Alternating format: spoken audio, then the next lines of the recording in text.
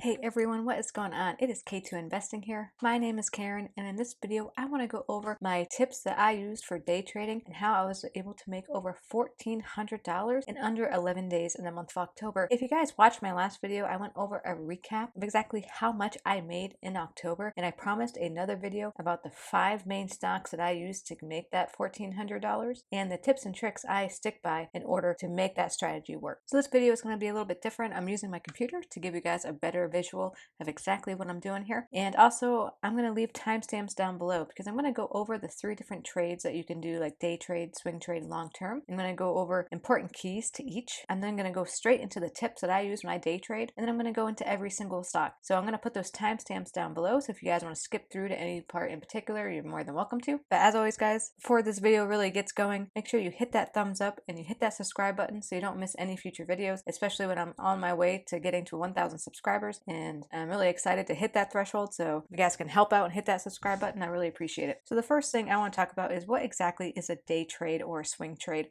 or a long-term trade. So over here on the right, I'm going to show you guys a few different versions. So for an example of a day trade, let's go ahead and go into Google here. And basically what a day trade means is that you buy a share. So say I buy a share of Google at 10 in the morning, then I wait for it to go up, and then I sell it at 11 in the morning. So basically I am buying and selling the same share within one trading day. Now a swing trade is a little bit different. It's the same concept where you're trying to buy at a dip and wait for it to rally. However, instead of doing it within one day, you're actually doing it over multiple days or even months. Essentially, a swing trade is meant to be held longer, but not super long, usually less than a year. It all just kind of depends on your patterns and what you see value in when it comes to your entries and your exits. But again, they're meant to be held just for a few days or a few weeks or a few months. And then a long-term hold. So a long-term hold usually doesn't show too many dips and rallies. It just shows a consistent amount of growth over time. And really what you end up doing is you buy in at a certain point and you just hold it for about 5, 10 years, 20 years, however long you feel necessary. Usually a long-term trade is considered anything that lasts longer than a year, but most people do hold on to them for at least 5 and sometimes for many, many years, like 20 years. Because if you just see over here in the past 5 years for this Vanguard, it has gone up over $122. So if you own multiple shares of this, you can really make some money in the long-term game. Now, the next thing I want to go over is exactly what I look for when it comes to day trading in general. So there's a lot of different factors that go into it, but I want to kind of point out what exactly I'm looking at, what I find value in, and what are the tips that I live by to help me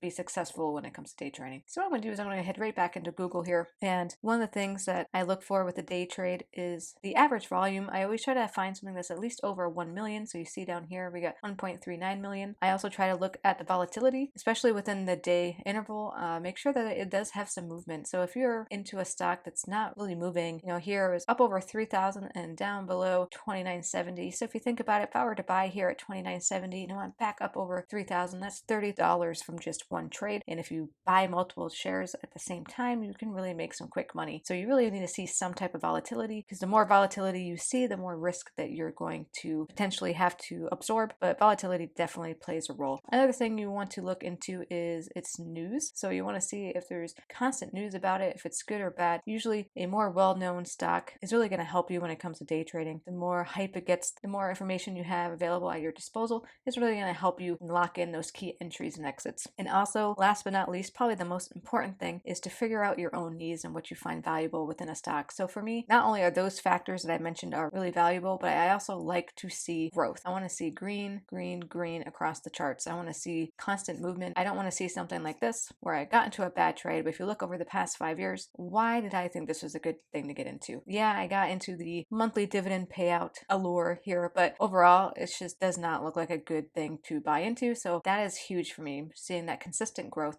over time. And when it comes to swing trading, you're really looking at those same factors. Volume doesn't have to be as high, volatility a little bit lower, because you're not really looking for too much risk since you have time to wait throughout the day and the weeks to see that different types of volatility. The trend is really your friend when it comes to swing trading, so you really want to be able to identify patterns throughout it going up and down. So you want to be able to see those clear ups and downs and entries and exit points, so the trend is your friend and the pattern will really help. And the same thing also also make sure it fits your needs. So again, I want to look to see that consistent growth that constantly has some good news coming out on the occasion and is a popular stock to an extent. And long term, like I mentioned before, really as long as it's just showing constant growth over the years, and that's good enough for me, especially if there's dividends involved. For example, this one here does have a dividend payout, so definitely something to also consider. Low volatility, constant growth. But in general, when it comes to day trading, there are 7 tips that I really consistently have in the back of my mind while I'm picking a stock, looking at a stock, and finding my entries and exits. And the very first one is knowledge. Knowledge is power. It's exactly what my YouTube channel is named after, Kinetic Knowledge. It's that constant motion of information that you need to really understand what you're getting into. You need to plan and do your homework. Also, set aside funds. So at the beginning of my portfolio journey here in Robinhood, I was very consistent with the long term. I didn't really have money to day trade. So as time went on, I decided to focus some funds into day trading. And right now I have some money tied up in some current trades, but overall I'm trading with a little under $30,000. I got $29,924 or something altogether. So I have that money specifically set aside just for day trading, and that really helps keep your focus and what you need as you go throughout your trading. Another really important thing to remember is time. You need to treat trading like a full-time job. Even if you don't have the necessary means to sit there all day and watch these lines go up and down and up and down, you at least need to invest the time of your research the night prior or understand your entries and your exits that you're planning for the next day, because this isn't a hobby. You need to be informed, you need to be focused, you need to understand what you're doing. It's a great way to make a little bit of extra cash if that's all you're looking for, but if you really want to be successful in this market, you need to really do the research. It's a competitive market, and there's plenty of people out there that have more time in their hands than you, so you really got to make sure you put in the effort and you put in the time into your trades. Also, don't be afraid to start small. When I started my portfolio, as you can see, going across the chart here, moving only a few dollars at a time, and that was because I was trying to learn and get my feet wet on how this market works, and that is perfectly acceptable. Start small. That's my advice. You don't want to throw $50,000 into this market and have no idea what you're doing and lose it all. So I started with like $20, worked my way up to $100. Next thing you know, I got $1,000, and now I got $55,000. So it really doesn't hurt to start small and to practice with paper trading. I do use Webull. Webull has a great platform when it comes to paper trading, and I highly suggest you guys try it out. It's free to use, just like Robinhood, and it lets you use real-time entries and exits so you can learn exactly where you should buy and sell and different types of indicators that Robinhood doesn't really necessarily offer. I am going to put a link down below, and it will talk to you about how to use Webull and how I used paper trading to help me make up to $1,000 a day using fake money in the market. Next is limit orders. Limit orders are your friend. I'm going to show you exactly how that works. So here on the desktop platform, you go to limit order, and basically what that means is you can set where you want it to go at. So if I know right here Starbucks is trading anywhere between 120 and 110, but I don't want to buy it until it's at 112, I can put in a limit order of $112. So that means that buy will not happen until it hits that amount or below. So I don't get into too high of a trade. And then I can do the same thing when you sell. You can set your limit price. So if you want it to sell at 120, you can set it there, and you can have this good until you cancel it or until it expires in 90 days so that you don't have to sit here and constantly watch it. To me, limit orders are your friend. I very rarely ever make a market order. I don't think I have had made a market order in months. So definitely something to consider. Also, throughout your journey, you really need to understand how to be realistic. This isn't a all or nothing. You need to learn how to have attainable goals. So at the end of all this, I really would like to have a huge portfolio. I would like to be able to pay my mortgage with the money I make. However, I know that's not going to happen in a day. I really need to take that time to set obtainable goals and make sure I reach those goals every single day. And what my current goal is, with me having $30,000 of trading, I'm trying to make 1% of that per month. So that means $3,000. So last month, I only traded for 11 days. So I'm well on my way to making that $3,000 a month. However, we'll see if the month of November pulls off. It's just with the holidays coming up, we actually have less trading hours available. So we'll see if I'll make that happen. But again, it's obtainable, and goals are just something to strive for, not something they have to hit every time. So I'm not going to be disappointed if I don't make it. I'll be extremely ecstatic if I do.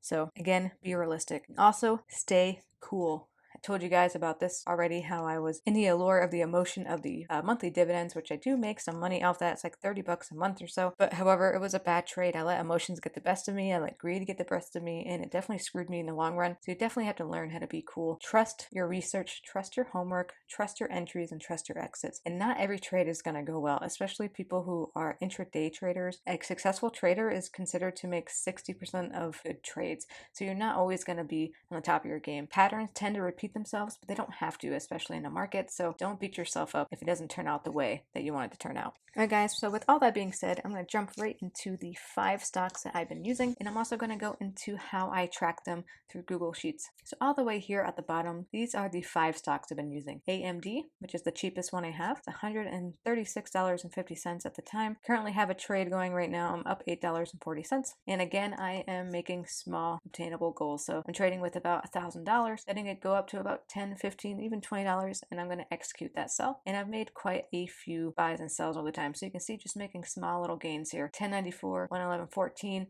Some are bigger than others. It really has to do with those limit sets, but you know, it fits all my needs. So I definitely like AMD and it's holding out good for me. And I'm going to show you that here in Google Sheets. So this is the month of October. This is how I track all my buys and sells. So you see on the 14th, I bought in here, sold here. So this was the payout, $23.70. Robinhood does charge a small fee that it tells you whenever you open up that tab where your sell was, and then gives you the total. So you can see, again, all these are pretty small trades, just $10. However, it all adds up to the sum down here of 104. All right, next on the list after AMD is Netflix. I've been messing around with Netflix a little bit. Same thing, got 8 shares. Got a little bit more money in this one here. Got a lot of limit sells, limit buys placed. And essentially what I'm doing is I'm just making small buys and small sells. So if I put in a buy, let it go up $10, $15, put in a sell, and say it ends up, instead of going up, it goes down, then I'm just going to put it in another buy. So that's why I end up having 8 shares here. Down quite a bit of money, but I'm definitely anticipating for it to go back up, because if you look, this could turn into more of a swing trade type situation here, where you can see these dips and rallies, dips and rallies. So right now it's in a dip. I've been buying, and hopefully it rallies here soon and I can make some decent money. Show you that here. So in the month of October, again, small trades here, $16, $11, $10, $14, $28, all that adding up to $114 for just Netflix alone. Again, small obtainable goals, all of it adds up and you can really end up making some decent money.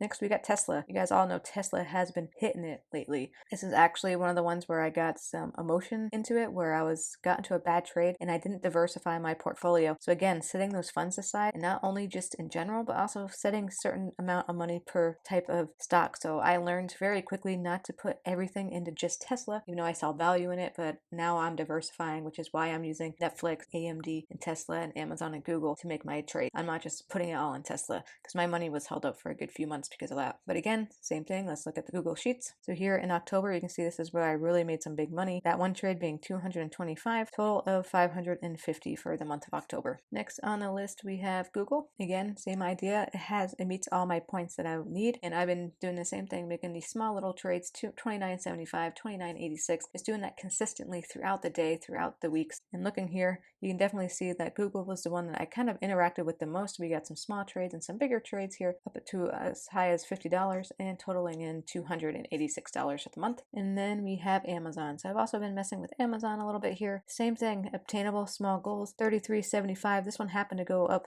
for this buy and sell an entire $100. I know it looks weird, like November through the 5th. That's just because of where I am at in the world. The market actually opens one day and closes the next day. So that's why it says that. But some of these are swing trades too, but this one was just a one day and I made $100 in that trade. But again, going into Google, Amazon for October, seeing the smaller trades for sure, but definitely a few of these big ones. This one was an accident. I definitely must have fat fingered, I think, and sold wrong. So I ended up losing $38 on a trade, but still, all in all, with all this added up, it is still $195 for Amazon. And then last but not least, this is actually a bonus stock. This is not one I anticipated putting into my day/swing trade type of montage, but it's just been rallying so much. So this is Ford Motor. It's pretty cheap too, so you can buy quite a few of them, but it has just been beating the market. It's been acting crazy, so I've been kind of taking a risk and just risking about $1,000 per trade to see what I can make happen here. And it's worked out pretty well. You know, I've been able to make the same thing, small trades like $10, but again, it adds up. I'll show you here in Google Sheets. So again, some bigger trades here like $30, but for the most part, $176. So all those things added together got me to that point that I needed to be able to make over about $130 per day trading in October. So I'm excited to see what November brings. I'm sorry this video was a little bit longer than expected. I just wanted to go into my different strategies for day and swing trading, which is really what I'm focusing on. I love the thought of day trading, but sometimes if you play your cards right, a day trade might turn into a swing trade, which is absolutely fine if that's what ends up happening, as long as you understand why you're willing to take that risk and to wait for those funds to be available again. Absolutely nothing wrong with that. As always, I hope you enjoyed this video. If you learned anything, hit that thumbs up. If you have anything to add or ask, make sure you put it down in the comments below. And if you want to see more videos like this and you don't want to miss my journey to $100,000 portfolio, please hit that thumbs up. Please hit that subscribe button. I'm definitely going to be making a budget video soon to show you guys how I was able to put this money here. Of course, not all this money, it's just gains. As you can see, about 15,000 of it is, so that means that